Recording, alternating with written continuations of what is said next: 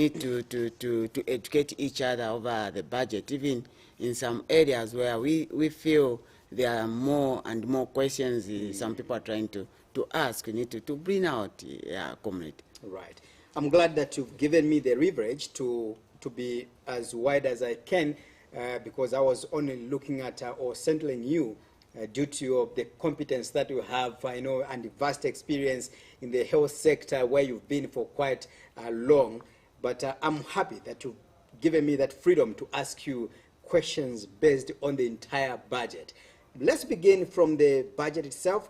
The budget has been presented, and the theme is well defined for the 2022 national budget, of course, which was anchored on growth, jobs, and taking development closer to the people. Let's begin from there. We are dealing with, is it a 172 billion. Yes. An increment from the previous budget, or should I say the current budget, yes, of 1.6 billion kwacha, or 1.7 if you wish. We round it off. Yeah, something like that. Let's begin from there. Let me get your reaction. Just the overall budget itself, how does it sound to you? For me, the 2022 budget, it's I can say it's a poor budget that has spoken to the desires and the needs of most Zambians, especially poor people, who have been complaining of not being considered in the past 10 years, but now in the year 2022, at least the Zambian people take part and participate in the transformational agenda of the country, through the budget. All right. We know that a budget is a plan on paper. Yes. Right. It's not the money that or monies that are available at the moment, but this is just a projected plan on how the government wishes to spend the monies, as well as collect money from various sources. We are increasing this budget from 1.7 or 1.6. Is it not 132, if I'm not mistaken, for this year? The current budget. The current budget. Yeah, it's 1.7. It's 1.7. Right. Now we are increasing it now to 173 billion amidst the COVID-19 pandemic, really. What does it mean to you? You see, no wonder I said to say this budget is a proper budget, and the budget that speaks to everyone's aspiration, including you. We know very well that we have the pandemic with us, and we need money to fight this pandemic. We don't want to have a situation where we start running into deficit and all that. So what happens? The budget needs to be presented in such a manner that it will cater for whatever economic shock that can come. They will fall within the budget. So you can see that there is a vision for this country for the first time in the past 10 years. Yeah. Right, let's move on further. And one interesting aspect for me is where we get to discuss the COVID-19 pandemic, which of course we've lived with for now a year, a year plus now, and if you look at this budget, this document, I will take you to paragraph 15 of the budget. And what excites me, or what might amuse other people, is that the minister did indicate that the global, under the headline, global and domestic economic development in 2021, to make it that clear. And then he went further to say the global economy is expected to rebound this year and grow by 5.9%. All right, 5.9%. And then last year, the global economy contracted by 3.1%. Now, the recovery, according to the minister, saying that the recovery of this growth this year is attributed to due to the relaxation in COVID-19 measures that has allowed the resumption of economic activities and further the increase in spending, increment, the increase that has been spending by the government. Now, for me, I want us to pick the concept or the aspect of relaxation of COVID-19 measures. Because remember, when you came here, these are the issues that you talked about. To say there was no way, or there's no way that the government can decide now to relax COVID-19 measures at a time when we are still fighting the pandemic. But government tells you that already. They seem to be recording, some dividends in terms of the economic growth. Yeah, I understand your point, comrade. Yeah. Comrade, one thing that you should understand, in paragraph 15 where you are saying, you'll find that the minister referred to the global economy, and he mentioned that the growth in the global economy is due to relaxation of the COVID restrictions. Yeah. And when you check very well, most countries have relaxed the COVID restrictions upon reaching some targets. You see, where some countries, they say 70% of their population are vaccinated, 80% of the population are vaccinated, and they have relaxed, and there is now movement, and people are able to go for work, people are able to travel from this country to another country, provided you show the proof that you are vaccinated and all that. And if you are not vaccinated, you show the proof that you have a negative test in terms of COVID. So that relaxation has helped people to move from one place to another, and as a result, there is trade that is involved. No wonder today, also we are speaking, the president is where? Is in the UK. Why has he traveled to the UK? Because they have relaxed the COVID restrictions so that he can move and go engage other people to bring development to this country. So no wonder the minister mentioned like that. That's the point behind relaxation. There are some benchmarks that have been reached that has allowed the economies in different countries and even in Zambia to open up. But despite that, you still stand by your words. Against the relaxation in COVID-19 restrictions. You still stand by that? Yeah, I still stand by that. In a situation where we have less people who are vaccinated, the restrictions, it's not good to lift the restrictions. But our friends who have vaccinated more than 70%, I think they have allowed such kind of relaxation. For me, provided we don't have a lot of people are vaccinated, we need to go back to the basic by pushing that a lot of people are vaccinated. But the good part with the 2022 budget, there is about 704 million kwacha that have been put for COVID vaccination, including the vaccines and other things that may come with COVID.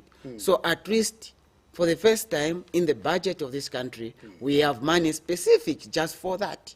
In the 2021, we didn't have such money. So that shows you the commitment of the government in terms of making sure that we go back as a country and we go trade with our global community by us making sure that we provide the necessary resources for that program of vaccination. Great. I want you to speak to the people of Zambia. I know that you've just mentioned, a very critical component of getting vaccinated. This is a critical issue where you find that it's quite difficult amongst the citizens, with the people of Zambia.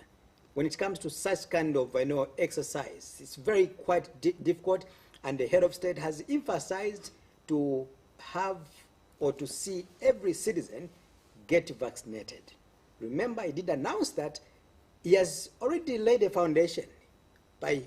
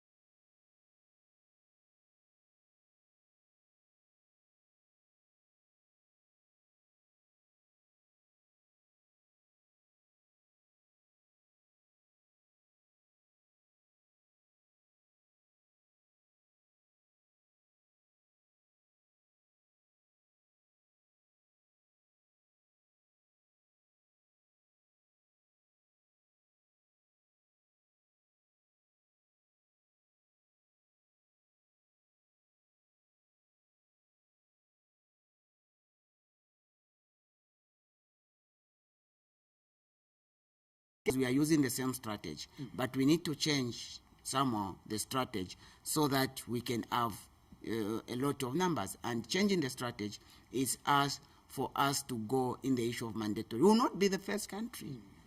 We will not be the first country in terms of doing that. We have seen some states in the USA. We have seen some places in the UK. We have seen some countries in the European Union and other places. For example, in Russia today, they have extended the non-working holiday, if I can say so, because the number of COVID cases have gone up. So in short, they have done the lockdown again in terms of in other places in Russia for them to fight that pandemic and for them to get more and more people get vaccinated. In China, as I can say, there are some provinces where they found that only about 3 or 4 people who tested positive for COVID. They had to lock down the entire province so that they can screen and vaccinate the citizens in those areas. So these are some of the issues that are happening in other countries, and we need also as Zambia to go radical about issues of vaccination, because as much as people today, they have the right to decide, but we have seen that they have failed to exercise that right of deciding accordingly. As a result, they are putting most of the people at risk. So what happens? Because once we have huge numbers of COVID-19, it is the health sector that is going to suffer, and other some economic activities that are going to suffer. And you know very well that COVID is not affecting much the health sector, but it's affecting much the economic sector of the country or each nation. So we need to make sure that we protect ourselves by making sure that a lot of our people are vaccinated. Yeah. At what point do you think we should introduce a mandatory, policy or law in these vaccinations now, or maybe we should have to wait again until we get into the 4th wave? You see, to be honest with you, I feel we are even late to introduce that. When we had almost zero number of COVID cases, we are supposed on the other side doing massive vaccination, but we didn't do that. Now we are anticipating the 4th wave, and we have seen how the rains have already started. The weather has drastically changed. So this will now be prone to having an increase in the number of COVID cases. So we are supposed to start mandatory vaccination the day the presidency launched the vaccination. For me, that's what I feel. And I still think that was the best time for us to start mandatory vaccination. Not any time later, because we'll be fighting now the surge in numbers, and we will be fighting people now getting vaccinated. Meaning that the same health workers that's supposed to vaccinate us, there will be the same health workers whom we need to start managing those COVID cases, positive COVID cases. So which will be more burden on the health workers. So what we are supposed to do is, when we have less burden in terms of the people we are treating for COVID or the people are testing positive for COVID, we are supposed to send the health workers now to do massive vaccination in different places and areas, and to go the mandatory way. For me, that's what I feel, and I still stand with this way of doing things. Let's imagine, Mr. Kanyika, that if government doesn't really go that route, and then the situation gets to our knees, that we can't really contain. Maybe the next option, like you've said, would be going for the lockdown. You remember that the president, when he was in the opposition back then, this was one of his messages, to say, you can't be careless as a country like that, or as a president, by then criticizing the then ruling party or President Edgar Lungu, that one of the options that we can implement is by locking down the country, as well as maybe some routes to prevent people from entering into our country, as well as maybe our people from getting outside the country. But I want you to speak to the people of Zambia the dangers of a lockdown if it happens. You know, because remember, I think we had a few or a touch of it that happened. Was it in Nakonde, about somewhere there under the previous administration, as well as curfew? You know, just under a few days, but we could see a lot of riots all over. You know, under these current economic hardships we're in already, and then if the government decided to introduce a lockdown, what would be the repercussions? Because remember, again, government possibly will be required to maybe take food in homes, for example, because you don't know for how long that can go. What are some of the, you know, disadvantages? Just as a warning to the people of Zambia. You see, comrade, we need to know that God gave us the 5 senses, you see, and he gave us that so that we are able to plan and see things, not for us to be on pressure. Right. Yeah. So all the time, all what matters is the planning. Right. Today we are not yet in a lockdown. So it is time for us to plan and execute the plan according in the shortest period of time. Right. We have seen in other areas where I was talking about. Just from giving an example of Russia, 2 days ago, they had more than 40,000 cases for COVID-19. We have seen places in China where just finding 1 or 2 cases, then they just lock the entire province. Just finding 2 cases, they lock down the entire province because they know how negative impact the COVID is if you allow people to start moving and the disease spreads. We have seen currently in the UK, the numbers are also going up. So we are already seeing what is happening in other countries. So there's no need for us to see the number of cases going up. That's when we need to take actions. No, we need to prevent that. No wonder they say prevention is better than cure, because once now the problem comes with us, it means that even the nice budget of 2022 will be affected. And we should not, by all means, try to have the budget being affected, because this is a very good budget that has spoken to the aspirations of the most Zambian people. So should the virus start, or should the virus affect the budget? The answer is no. How do we stop that? By making sure that we do vaccination for the members of the public. The budget further assures you, or assures the people of Zambia, for me, it brought, hope.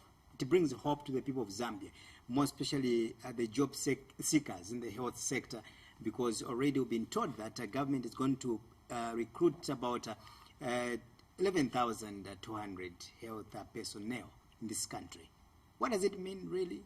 I know you've been one of the advocates to have more people employed in the health sector. You did lament it, and the budget now comes in more like responding to some of the questions you had. Yeah. You see, one thing that we need, we need to know is it's not only 11,200 health workers will be employed. The number is more than that. Right. How is the number is more than that? The Minister for Finance in Parliament mentioned to say those who have been providing a service but have not been put on the payroll will be done what? Will be put on the pay, and they will be employed. You see? So from that number of 11,200, there is already a number that was providing a service but we are not on the pay. And the government is going to put those on the pay, meaning that they are going to employ them for them to be on the pay. So the number eventually goes what? Goes up. So that speaks to you how good this new Dawn administration is in terms of considering the health care. And when you check very well, you discover that in the 2022 budget, in a lot of money has been allocated to primary health care. So that that shows to you that the government is thinking to take the health services as closer to the people as possible. Through what? Through primary health care. This is the health services that are provided in health facilities, health centers. That's the primary health care. Then again, besides that, there is also an increase in the number or in the amount of money that has been put in the hospital services.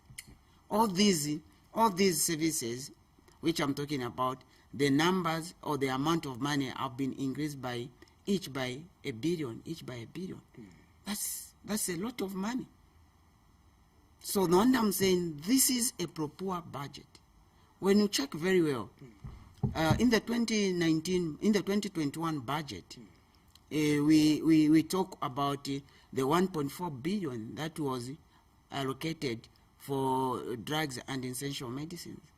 But in the 2022 budget, there is now 3.4 billion that has been allocated.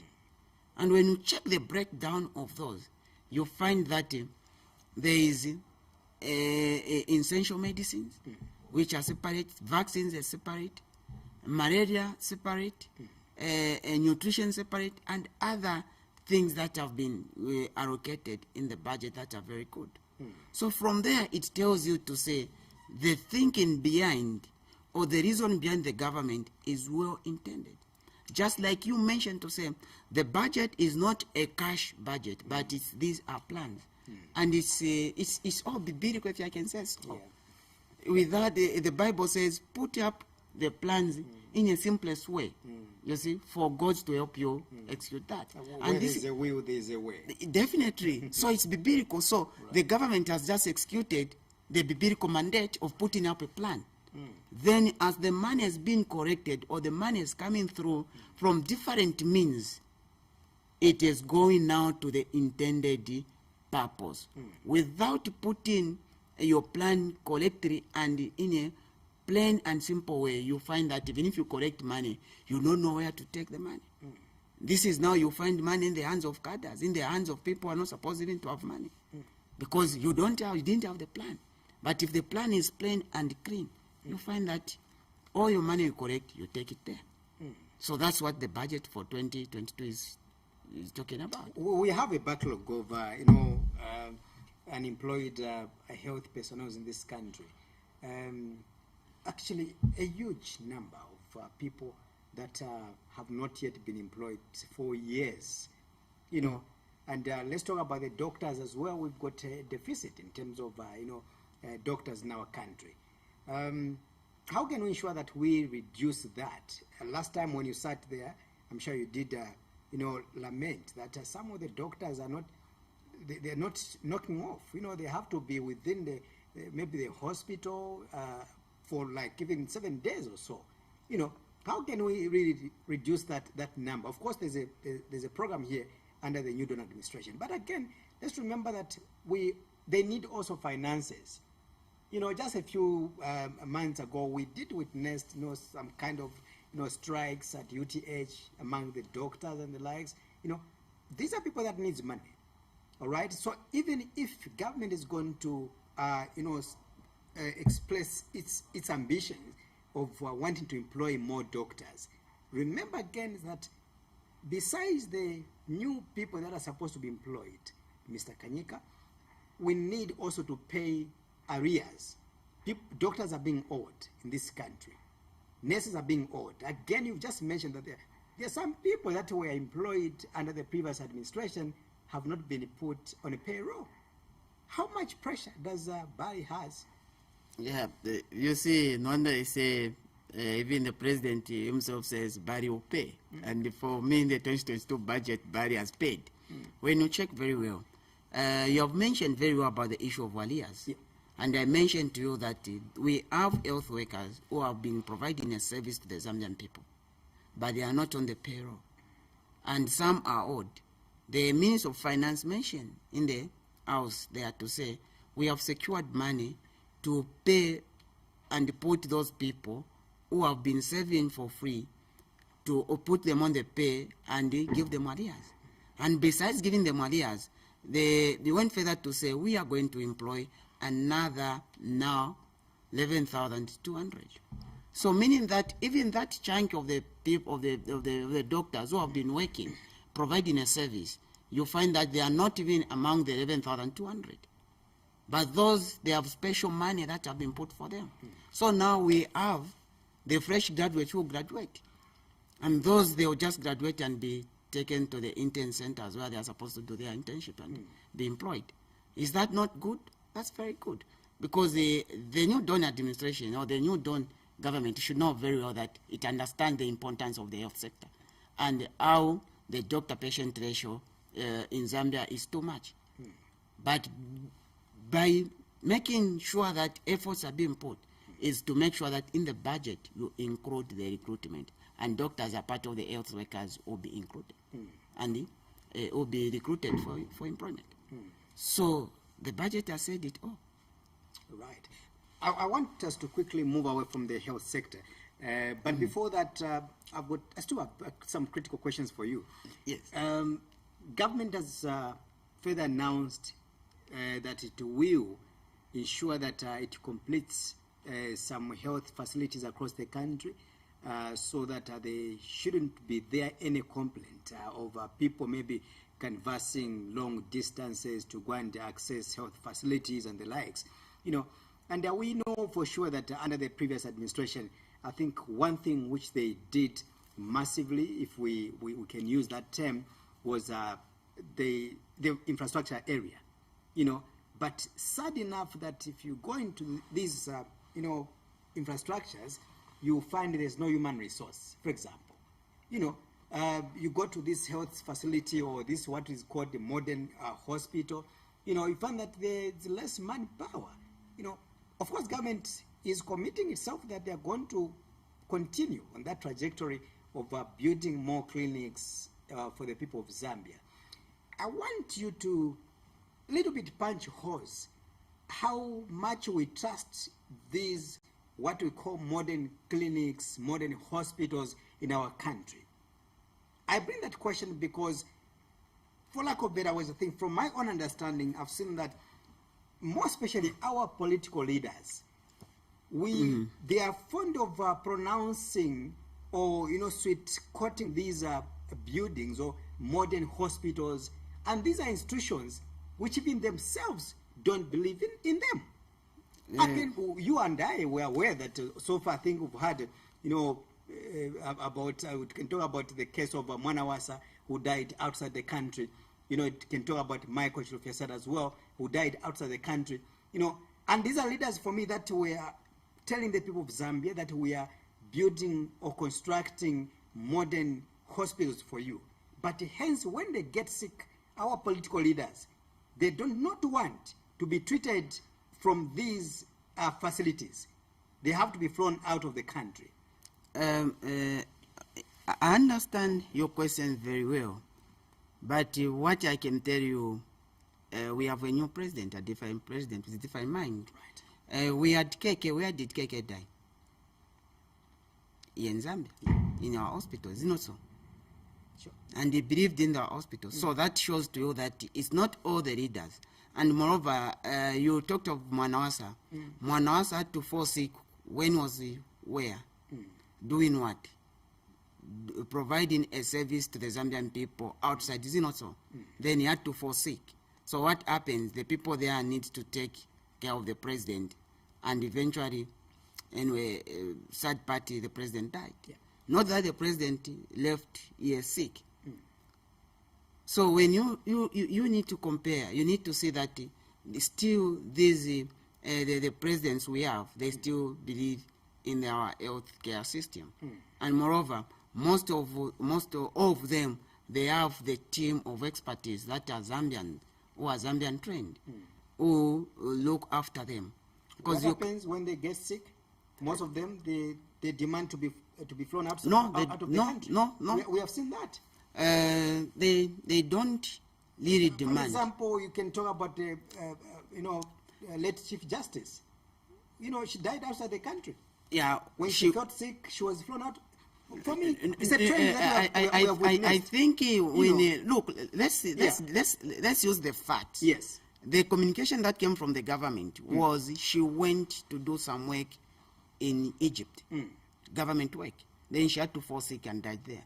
So other things that can come from there, those are just speculations. Right. Yeah. So it's not that they don't trust the healthcare system. No, the healthcare It's system not only has in been Zambia, by the moving. way. It's the continent in general. We have seen a lot. I can give a backlog of African leaders that have died outside their home hospitals or home countries. No, I can give you that if you wish. No, comrade, we cannot give with other countries. Right. But I can say we have a lot of competent health professionals in Zambia who are able and who look after our presidents. Right. And even President Hakainde Hichilema has competent medical professionals who look after him once he falls sick, including his family.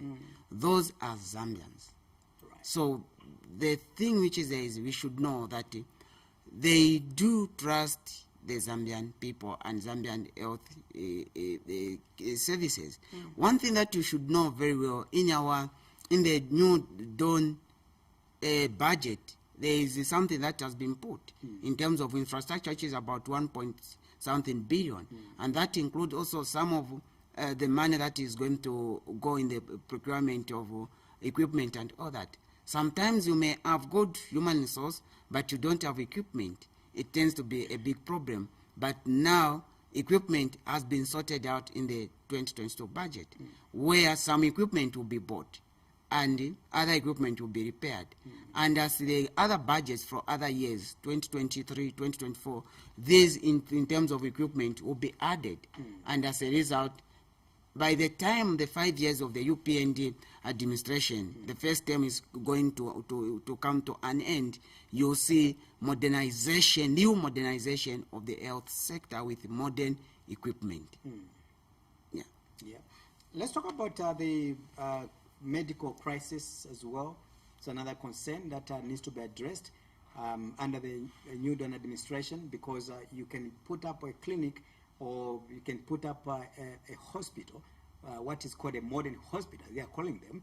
But if in that modern hospital there are no medicines, as it has been the case for so many years in this country. For past 10 years. Yeah. So many years, not only 10 years. Yes. Yes, for a lot of years. Let's be fair here. All right. You find that people, when a person gets sick, you go to this clinic, you'll be given a prescription, you go and get buy medicines from that private clinic. I don't know. How can we address the issue of medicines? And that's why, again, it takes me back to what I've told you, that it appears that most of our political leaders do not trust their own facilities, which they call modern clinics, modern hospitals, because once they feel sick, for them, they quickly have to fly out of the country to go and get better medicines. And yes, they are telling their electorate out there to say these are modern hospitals. How can we better, or how can we ensure that we have all the medicines that are required? You see, comrade, one thing is one step at a time, but you need to show commitment.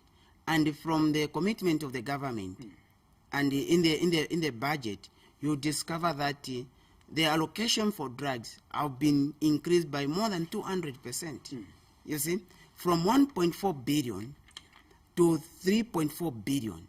That itself, it will indicate or tell you that this government means business and wants to say that all the health facilities, they have essential medicine that we use on a day-to-day use. When you check very well, the allocation for essential medicines in the 2022 budget has been increased. Last year, in the 2021, it was about 900 million, but in the 2022 budget, just essential medicine alone, it has gone to 1.2 billion. That itself tells you to say this government is committed to making sure that the hospitals have the medication come 2022. You see, this time we may not have the medication. We may run out of the medication. We need to have some supplemented budgets coming from somewhere. You see, because the PF administration had to finish or use up all the money that they budgeted for the 2021 in terms of procuring the medication. So as 2022 starts, you need to see some new changes, and a lot of changes are going to be there. You have already seen that the procurement of drugs have been moved from Ministry of Health headquarters to ZAMSA. Yeah. That's where the procurement of drugs are going to be happening. That's a right move in the right direction. You see? That shows that the minister there where she is should not have any hand concerning the procurement of drugs. She has said, no, I'm here to provide the political face, and I'm here to execute the presidency mandate and the party UPND mandate in government, not for me to put my hands in the procurement of drugs. No wonder she has said, let me take the procurement of drugs to ZAMSA. So that's the move in the right direction. And already there is serious money that has been put aside. Besides that, this government found that the Ministry of Health was owing pharmaceutical suppliers about 2.2 billion. But 3 weeks or 4 weeks ago, about 1 billion was paid to the pharmaceutical suppliers, meaning that the debt for the pharmaceutical suppliers is about 1.1 billion, 1.2 billion, somewhere there. But as we go in, let's say by the end of the year, you find that this government pays off and starts on a new page as we enter in 2022. So there is that commitment. And what is needed is for everyone to support this government to making sure that once the drugs are sent to a certain health facility, let those drugs be given to the poor Zambian people. We should not be having a situation where some government drugs have found themselves in the places where they are not supposed to be. No. We should help, all of us, we should help the government. If we find such kind is happening, let's make sure that we report those things to the relevant authorities and help the government fight even the privileges of medications. Much of the scandals that we've had in the Ministry of Health is the corruption. You know, it could be at procurement level. How can the government really sort out this issue of corruption? Remember that the Ministry of Health is one sector that receives a lot of money. It could be from within the country as well as more from our donors out there. And hence the temptation of people wanting to get that which doesn't belong to them is very high. We have seen these cases before, and the records as to in our hands, where the former minister was found himself in that scandal of corrupt activities or dubious activities. What is the signal are you sending, or how can we fight the corruption in the Ministry of Health? You see, the president has said and has put it to say there is zero tolerance to what? To corruption. And not only that, by just saying zero tolerance to corruption, has gone further to put a practical step. What practical step? By increasing the funding to institutions like the Anti-Corruption Commission. Check in the 2022 budget. There is an increase in the funding to the Anti-Corruption Commission. Why the increase in the funding to the Anti-Corruption Commission is to make sure that the capacity is built within them, and they are also given the means for them to survive, and to prosecute all the matters, not to say that we failed to prosecute this because we are not funded and all that, just like we were hearing with the previous administration, where you see the boss for the FIC, the anti-corruption, the DEC, we are all complaining to say we could fail to prosecute people. All these cases were reported, but we failed to do with these cases because we didn't have the capacity or we didn't have the means. But the president has said zero tolerance to corruption. Not only that, he has gone further to actualize the zero tolerance to corruption by doing what? By increasing the funding to the Anti-Corruption Commission, so that they are well funded for them to execute and follow up any leaks of corruption. So far as we are speaking, so far we have not heard anyone from in the new Dawn administration who has been implicated in terms of corruption. No. So we cannot talk of corruption currently in the new Dawn administration. We only hear corruption in the previous administration. So let's wait and see how the new Dawn administration is going to execute. But the president has gone further to offer a practical work. Is working? Is it what do you call? Is it walking the talk? Yeah, that's what the president is doing. Well, others are, there are independent voices out there that have been, lamenting or giving suggestions that the fight against corruption will be a same or will be a song if we do not do an overhaul in these investigative, positions, more especially the SEC we just talked about. We talk about the DEC, we talk about, FIC and others. People are advocating that I think we should just have these boards abolished completely and begin, anew. You see, we should know very well that some of the people who work in these institutions are civil servants and they work under contracts.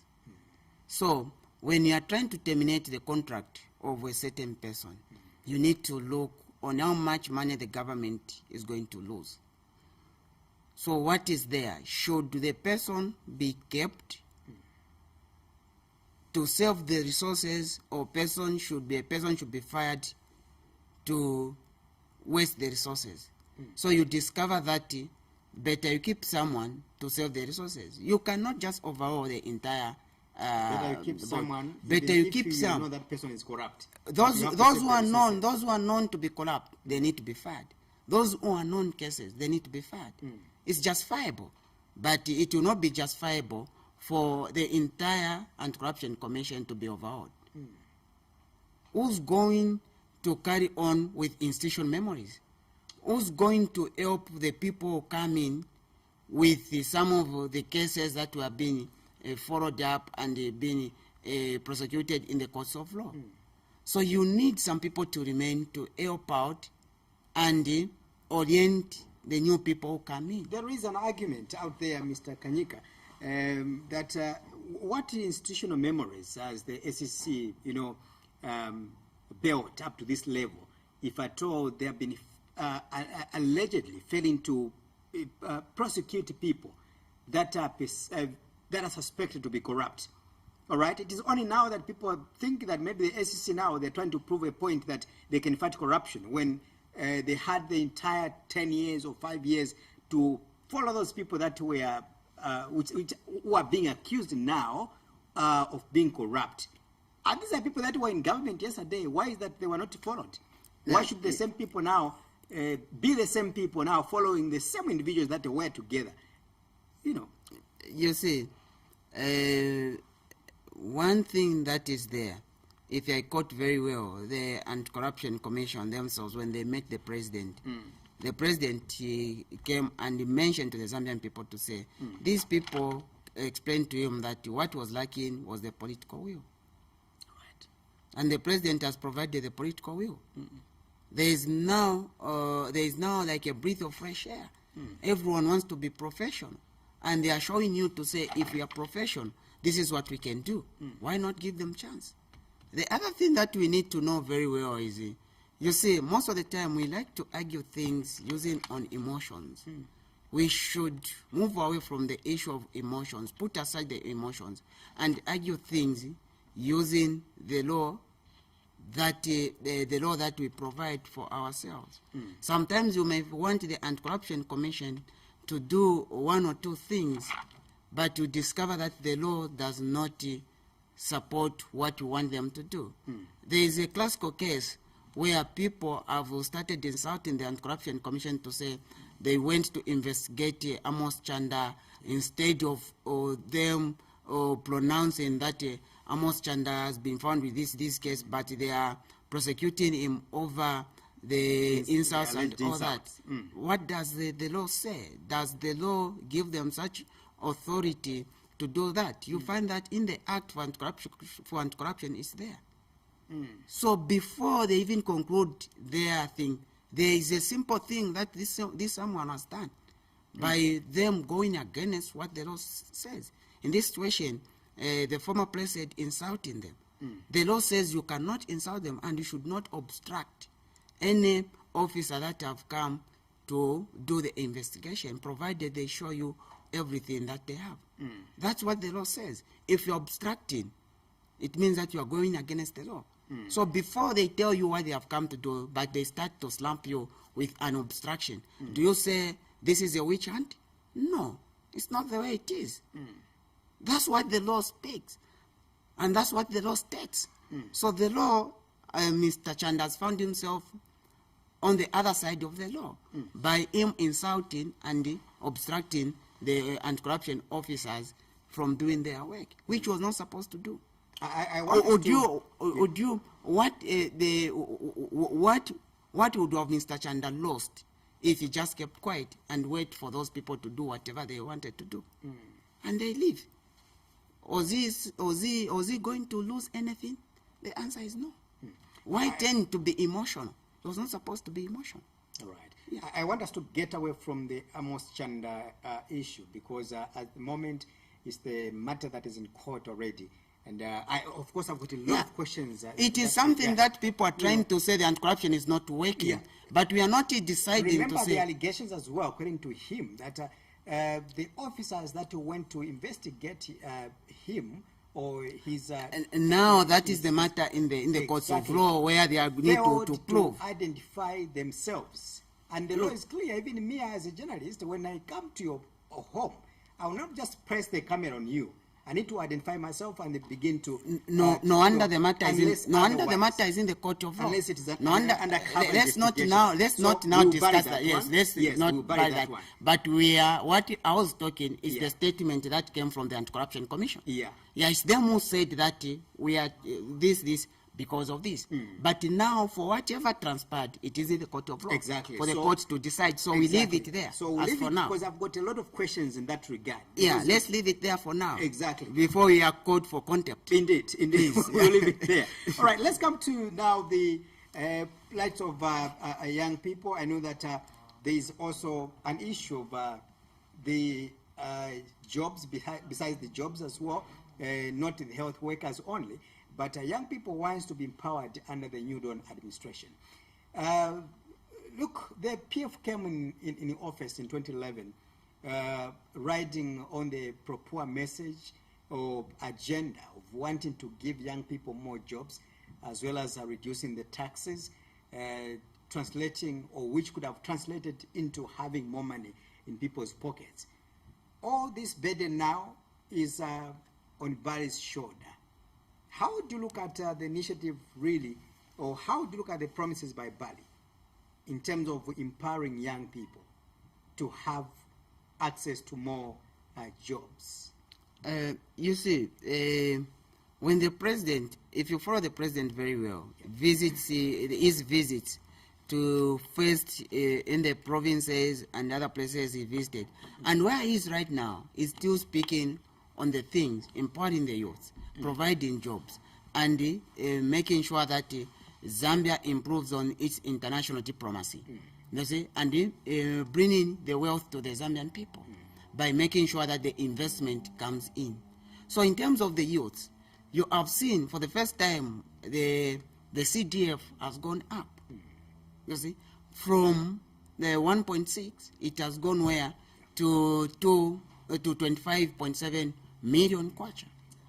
So in this situation, now we need the parliamentarians to help out and actualize the investment in the youth by making sure that all the projects that they are doing, if it's construction, they should center on the campaigns that involves the youth for them to give contracts. Besides that, in the same 25 million, there is 25% of that money should be given to the projects that undertaken by the women and the youth. What more empowerments do people want? And besides that, there is Ministry of Youth and Sports. There is also funding there for different youth initiatives that are going to be there. Besides that, there is also another funding through the Ministry of Small Scale and Medium Enterprise, where there is citizen empowerment and all that. There is also money and funding for the projects that the young people and the women are supposed to do. So in the 2022 budget, there is all this money that is needed, or all this money that is going to go to the young people and the women. Why not 5, 6, 10 youths organize themselves, register a cooperative, and write up a proper proposal and submit for them to be considered for the funding. Why not? Now, the ball is not in the hands of the UPND administration. It is in the hands of the citizens themselves. And in giving these jobs or these empowerment, there is nothing to say this was a PF, this is a DP, but it said it is for every Zambian citizen. So why not the youth do that? The fact which is there is if the young people, they don't want to make cooperatives and write the project proposals, then it will be very difficult for them to be empowered, because the money that's supposed to go to them needs to be accounted for. And it's only through writing a proper project proposal that's when that money will be accounted for and will be provided for. We don't want to have issues of audit queries to say you gave this and this cooperative the money without any paper, without any project proposal for them. No, need to write what they want to do and how they want to use that money need to be written. 2 days ago, there was a youth who went to the Ministry of Science and Technology, you see, with his smart stuff. And the minister mentioned to say, we are going to empower you. That's a good initiative. If we have young people can involve themselves and come up with these projects, then it's going to be much better. And the president keeps mentioning to say, those who don't have skills, the Ministry of Science and Technology, there's some money that is there for skill development, including in the CDF, there is money that is being put for bursaries in terms of skill development. So there's all these good things for the Zambian people, unless you just don't want to empower yourself. That's when you can say, no, this government is not taking care of me. But come 2022, everyone is catered for. Young, old, well-abled, or some disabled, they are all covered for in the 2022 budget. The government is not only looking at creating jobs for the health personnel and also maybe youth empowerment, which we're talking about right now, the issue of fighting corruption as well. But besides all what the sweet things that you may talk about, you know, this budget really is coming on the backlog of the economic doldrums we are in right now in terms of the debt. About 14 billion that US dollars that needs to be paid. How do you look at the capacity of Bali or the UPND government, UPND Alliance government, to liberating Zambians from the economic doldrums that we are in right now? You see, what is needed first is to more investors to come to Zambia and invest in Zambia. As they invest in Zambia, they are going to create employment. As they create employment, more taxes will be collected, you see, for the government to use. And besides that, as you say, the budget is very ambitious budget. Yes. Let's take, for example, from January up to today, how much money in terms of taxes has ZRA collected?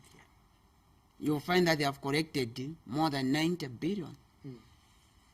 This year, 2021, more than 90 billion up to this time. Then in the 2022 budget, when you see what has been given there, you find that there will be some money which will be budgeted or that will be sourced locally, and some that will come from the donors, and some that will come from the borrowing. And you'll find that for the donor money, so should be about 40-something billion that's supposed to be there. So you need to see that the money is almost actually there, but we need to do more. And this is what the president is doing. If the president didn't care for the Zambian people, would have not gone for the climate change meeting and start engaging other people to woo them to come and invest in Zambia, because he knows what is upon himself. And he has said to say, I want to work for the Zambian people. And he's doing that. So in terms of the funding, the money will be found, and the money will be sourced, and it will be taken where it's supposed to be. Just believe and trust the body, and the body means business. Right.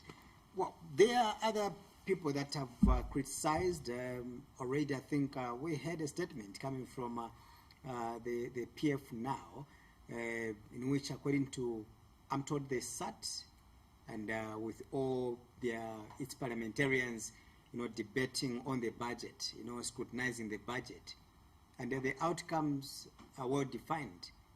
They have described the UPND's budget as a hoax, meant only to deceive Zambians. You see, the problem with the PF, they used to deceive the Zambians. So to them, they think like it's everyone will be deceiving the Zambians. No, that's not true. Let me give you an example. President Hakainde Hichilema said that when he come into office, he will not be using the private jet, but he'll be using commercial plane. And he also calculated in terms of the money that the country is going to save. And he's not going to go to any international trip with musicians and all that, just like to go and have partying. But he's going to maintain a lean delegation, only those people who are needed to be there. Has he departed from there? Is that a hoax? It's not a hoax. He has shown you to say what we said is what is going to happen. The president mentioned to say, we are going to provide free education. Which is silence. It's silent. The budget, there's nothing. No, that's not true. That's not true. As well as that's not true. Yeah. The free education has been provided from grade 1 to 12. That's free education. That's what was not the promise, if you remember very well? Definitely, the promise was to provide free education to everyone, and that's what the government has done. Now, the issue that comes in free education is from primary to secondary. To Look. What was the promise, if you remember? Maybe you forgot No, now. I've not forgotten. What was the promise? The promise is to provide free education everywhere. Right. And it has started slowly. The free education have been provided. It was just from grade 1 to, it was just for primary. But now it has gone to secondary school. And besides that, there is an increase in the amount of money that is being allocated to offer the bursaries to tertiary education to students. Right. You see, so meaning that we are going, or the government is going to recruit a lot of students who will be on bursaries. So what more do you need? And this is just the first budget, for God's sake. The government has about 5 more years. Yeah. You have talked about the using a commercial flight, something that I didn't want to talk about anyway. But since we brought it, on the table, I will make a follow-up question. And the question is, the president also, while he's in the opposition, he did assure the people of Zambia that once he assumes office, he was going to sell the presidential jet. I think when the president had a press briefing at State House, the question was asked by one of the journalists there to say, you said you are going to sell the jet. And the president answered to say, we are doing all the due diligence that is supposed to be done. We are going to show the people of Zambia how much the jet, the actual value for the jet. Do you believe the presidential jet can be sold? Wait, let me finish. We are going to show the people of Zambia how much the jet was, and how much money the government paid, and how much can we, if we sell the jet today, how much we can raise how much the people, all the Zambian people can raise from selling the jet, which will be compared. So from there, then the people decide, because the president said the matter will go to parliament. So let's wait for the president and his team to finish what they are doing and take the matter to the parliament. Then we are going to know the next step. The question was asked, and the president answered. Technically, Mr. Kanyika, look at the numbers in parliament. UPND has got the majority. I want us to analyze this issue in a very realistic manner. UPND has got the majority. Of course, if a motion is taken to Parliament, of course you expect that motion to go through because the UPND has got the majority. All right? UPND, again, if you talk about cabinet, the cabinet is like, those are more like children, which are being, presided over by the president himself. It's like those are his children. I want to use a layman's language to simplify everything. And really, why should you subject this issue now to Parliament, where you've got a majority? You want to take it to cabinet, for example, where those are people that, for lack of, I don't know if they can even argue with you. Don't you think it's automatically a no to that effect? No. You say you need to follow what the law provides. And the law guides to say it needs to go to Parliament because that's a national asset. That's not the personal or property of the president, but it's the national asset. So once the national asset is or national asset need to be sold, the matter need to go where? To Parliament. Then the parliamentarians decide. So let's wait and let's hear. UPND was going to make or give you more questions because really there was no promise of that kind. That once we come into power, we are going to, through our members of Parliament and National Assembly or whatever cabinet, there was nothing. It was the issue when we come into office, we are going to sell the presidential jet and give you meal allowances. The president answered that question very well when he tackled it at his press briefing. And let's live according to what the president said. And I'm just repeating what the president said. I know. Please. These are some of the questions that most of the UPND sympathizers and supporters, they get irritated when they begin to hear questions. No one gets irritated. A moderator for that. Like me. No one gets irritated. Yeah. But the fact that you need to know very well is there is already a guidance, and you cannot go against the already guidance that has been provided for. Right. So already the answer has been provided for. So what is needed for us is to have patience and wait.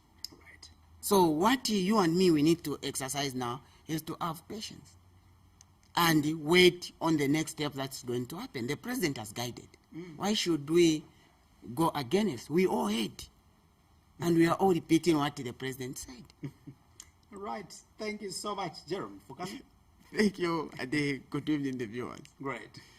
Right, so we end our discussion here. My guest has been Jeromy Kanyika, of course, spending an hour plus expressing himself and in terms of how the 2022 national budget looks like. Thank you so much. My camera person, Christopher, allow me to appreciate you as well, and obvious Kapunda, we appreciate you. To you, the people of Zambia, like I always say, may God bless you, may God bless Mother Africa. Good night.